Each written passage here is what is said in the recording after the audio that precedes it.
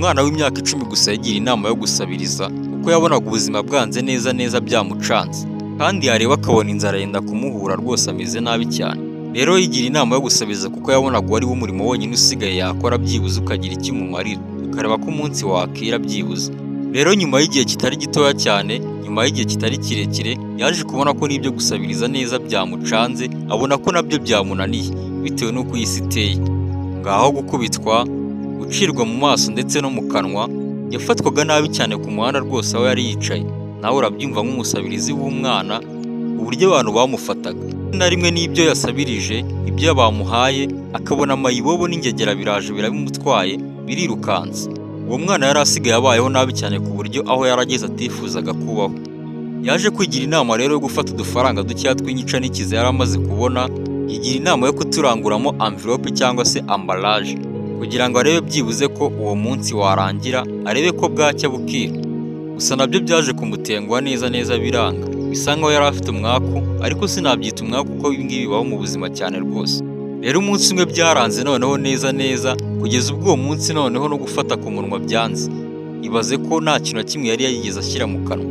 Byumvikane ko inzara yari imumereye nabi ku rwego rwo hejuru. Hamwe yumvaga noneho n'imitsi itarimo irakora neza.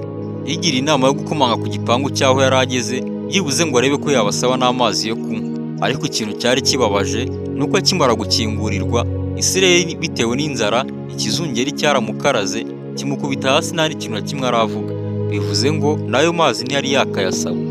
Uwo mubyeyi wamukinguriye rero akibibona nta kindi yakoze, yahise yihutira kumuhungiza. Nyuma y'igihe gito umwana yaje gukanguka, umubyeyi wo kugira ngo amwakirize amazi ahubwo amwakiriza igikombe cy'amata. Umwana aranywa, amaze gucururuka kuko yari afite inzara yabanje kunywa. Amaze gucururuka abwira umubyeyi ati, mu ijwi rituje cyane, ati aya mata ndayakwishyura angahe? Kubera ko yari amenyereye ko ibintu byose muri iyi si bigomba kwishyurwa amafaranga.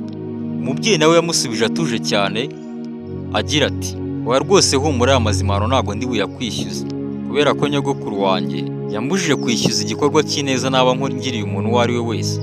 Umwana yarishimye cyane, abona umuntu w'umutima mwiza atari yarigeze abona kuri iyi si.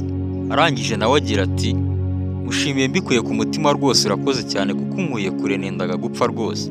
Umubyeyi nawe arimo araseka yishimye cyane ati, nta ribi rwose, ahubwo nshimishijwe no kubona mbashije kubona icyo nkuhaye.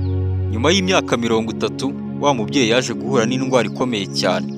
Biba ngombwa ko ategekwa ibitaro yagombaga kwivurizamo kugira ngo abone gukira iyo ndwara, cyane ko bamubwiraga ko ibyo bitaro ari byo byari bifite ubushobozi bwo kuvura uwo mubyeyi. Nuko rero umubyeyi yaje kujyanwa mu bitaro kwa muganga. Nuko rero reka dogiteri w'umugabo abona uwo mubyeyi, abona iyo sura ishaka kumugaruka mu maso, ariko ntiyabyitaho. Arebye neza umwirondoro, yumva amazina n'aya wa mubyeyi, abona neza imyirondoro irahura n'iya wa mubyeyi.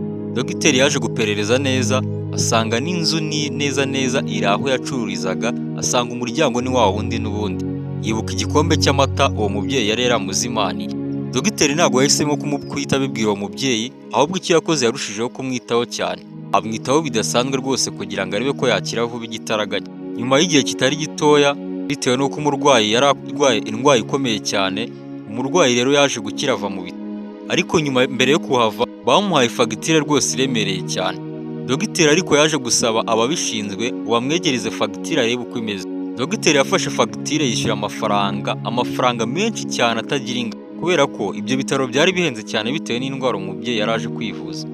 Kandi koko uwo mubyeyi ntiyari kubona amafaranga yivuje. Fagitire zaze gushubizwa umubyeyi, ariko hari handitseho urwandiko ruriho amagambo atangaje. Amagambo agira ati, dore izi fagitire zawe zishyuwe, kandi rwose zishyuwe n'igikombe kimwe cy'amata gusa.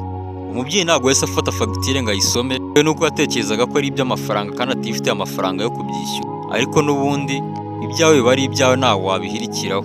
Nyuma y'igihe umubyeyi yaje gufata fagitire arayisoma, abona hasi handikishijeho ikaramu. N'ubundi hari amagambo nakubwiye haruguru. Umubyeyi yaratangaye cyane, arangije ashyira amavi hasi arapfukama, abwira Imana ati, Mana urakoze cyane, uranduhuye rwose, uyu muruho ntabwo nari kubasha kuwukira, amafaranga sinari kubona icyo nyishyura rwose. Ati gusa hano mwema isomo rikomeye cyane, mbonye ko nta murimo uruta kugira neza, kandi burya jya ugira neza wigendere, kuko uba utazi ejo hazaza uko uzaba umeze.